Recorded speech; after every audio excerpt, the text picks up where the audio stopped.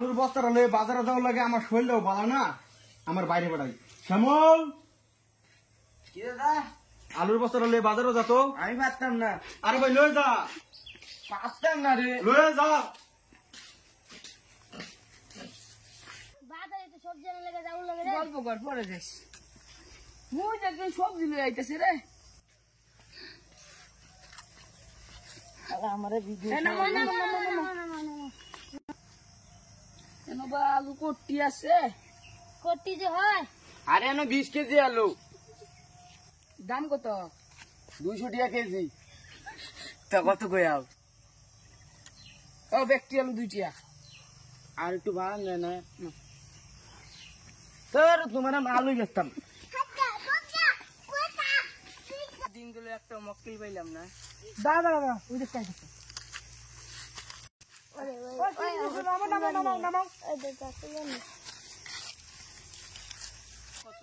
200 টাকা কেজি।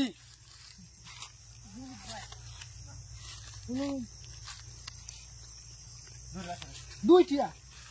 তোর নামে আলুই বেচতাম না। আলু নিয়ে যাইতেছো, দাঁড়াও দাঁড়াও দাঁড়াও। কত 200 টাকা কেজি। তা কম সময় হয় না? না না, কম সময় হতো না। ঠিকই হয় না? 2 টাকা দিলে লস হয়ে যাবো গো। আরে তুই আলাও কিছু 2 টাকা তো সবাই কয়, আলুর দামে মানে কমই যে। 2 টাকা গে। দাও গো। কালকে নিয়ে আমি আলু নিয়ে যাই। আমার বাইকটা দিয়ে হতো। ঠিক আছে।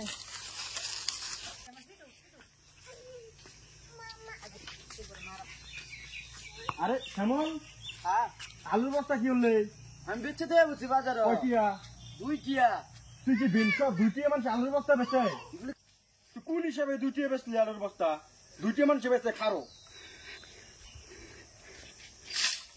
উরি বাবা রে।